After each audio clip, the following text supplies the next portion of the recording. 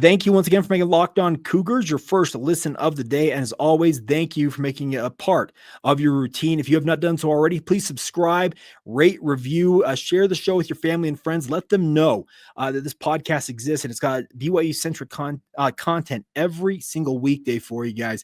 And make sure you're an everydayer with us here on the podcast as well. It's one of my favorite things to do is to talk BYU sports. So thank you as always for all y'all's support. All right. BYU missed out on the NFL draft in terms of having a player hear their name called over the weekend, and that was a bit of a concern because you thought guys like a Tyler Batty or a Caleb Etienne would get that opportunity. I fully expected one of those two in particular to hear their name called. The good news is they got undrafted free agent deals. Guys like Tyler Batty, according to what I've been reading about, will have a very strong possibility of making the Minnesota Vikings roster as a backup defensive lineman. His ability to play both as a 5 technique as well as a wide zone defensive end, we're talking like a 9 technique. That versatility will be his calling card at the NFL level, and that should lead him to have an opportunity to play pretty early, hopefully, for the Minnesota Vikings. I also read some stuff. Many of you know that I'm a San Francisco 49ers fan. Jacob Robinson got picked up there. They've got a lot of cornerbacks on the roster for San Francisco, but they are looking for guys who can produce. And I think all of us that watched Jacob Robinson do his thing the past few years for the BYU football program, yeah, that kid can produce. And I hope that he gets the opportunity to go out there and show that on a bigger stage. That brings me to what I want to talk about today is that looking ahead, so a year from now, we'll be in the aftermath of the 2026 NFL draft. And yes, when you don't have guys that have your name called, there's going to be people that are going to clown on you a little bit. We all saw that this past weekend. BYU, one of just 5 Power 4 teams that did not have an NFL draft pick. We watched the majority of the draft picks of the season came by way of the Big Ten and the SEC. I think 160, if I recall correctly, of the overall picks, more than 50% went to those two conferences. And that's going to be a concern here is that you're looking at the issues of, can you really compete on a true level that BYU and the Big 12 wants to compete at? Well, the biggest thing you can do to combat that is to have guys who stand out on a national stage. And looking ahead, BYU's got just that on the roster this year. That is the exciting part about this, is looking ahead to next year. I would project that BYU could maybe have their best draft class ever. And that's not saying a ton because I think the most they've ever had is, I think and this is let me be very blunt about the fact that this is the 7-round era. Remember, there was an era of the NFL draft where it went 14, 15, 16, maybe even 20 rounds. They drafted a whole lot of guys back in the day.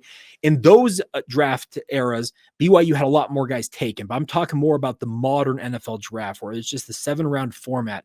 BYU's most they've ever had, if I recall correctly, is 2002. They had 5 players taken off that year's squad. So a good haul, obviously, but next year's talent could dwarf that or at least match it. I think at bare minimum, it should match it. Now, the names that I'm going to talk about are the ones you're probably already thinking of. And 2 of them are linebackers, Jack Kelly and Isaiah Glasker. Yeah, those 2, I think that they're absolute bona fide NFL draft picks and should hear their names called next year. A guy like Jack Kelly, he was already on Mel Kiper's NFL draft list earlier this season. There was a whole lot of question marks come around bowl season if he was going to enter the NFL draft. He ultimately opted to run it back for another season with the Cougars, and I think with another strong season, you could see him pushing, I think, for 2nd or 3rd round territory. That's how good Jack Kelly is perceived to be by many people out there in NFL circles. Isaiah Glasker really burst onto the scene last year, and outside of the fact that he had some injury concerns early on in his career, he's done nothing, I think, to take people's minds off the fact that he's a 6'5", 245-pound linebacker who can run like a safety. NFL teams will love that, and that will obviously have him in the mix. I also look at a Weylin Lapuaho. Weylin was a really good player during his freshman campaign at Utah State, then transfers to BYU and has been a stalwart at left guard for BYU all that time. Interior linemen are obviously discounted at the NFL level, and that for good reason, because they don't play a premier position, but they still are very much needed. I can tell you, I mentioned I'm a San Francisco 49ers fan. Their offensive line play of late has been abysmal. It's just not been up to par. They have one really good offensive lineman, and the other 4 seem to kind of be middling.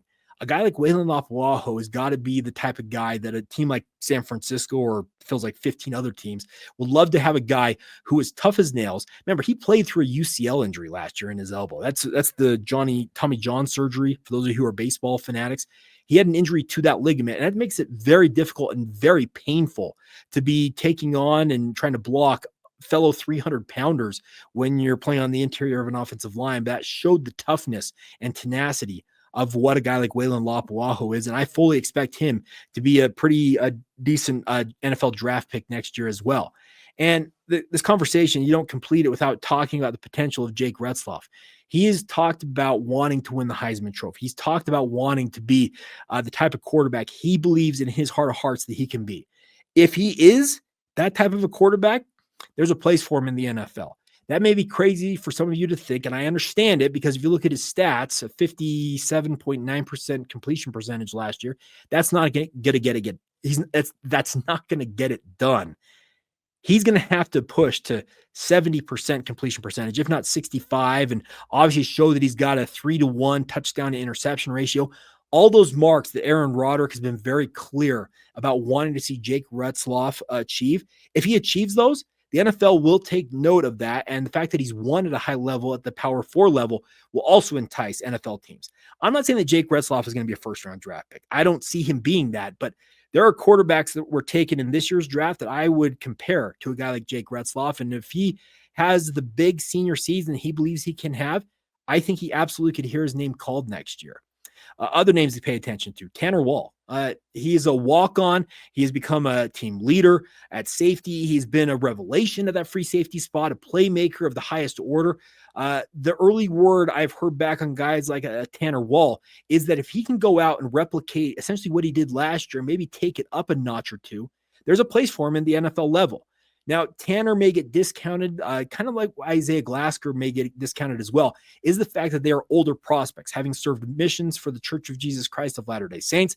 They're 2 years older than many of their compatriots out there. But speaking of Tanner and Isaiah, they have shown that their capability and their closing speed in particular, as well as playmaking ability, they're pretty incredible. And that will, I think, entice NFL teams that, yes, this kid may be a couple years older than we would prefer him to be, but the risk versus the reward's worth it. And that's what I think a guy like Tanner Wall absolutely should be on your NFL draft board.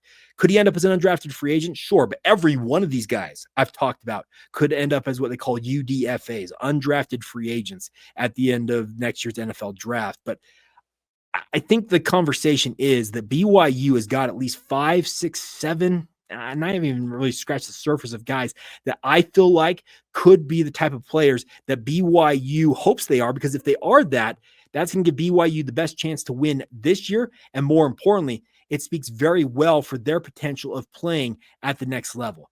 All these guys, I'm telling you, want to play at the highest level of football. And they're playing at a pretty high level, obviously playing when it comes to the NFL draft.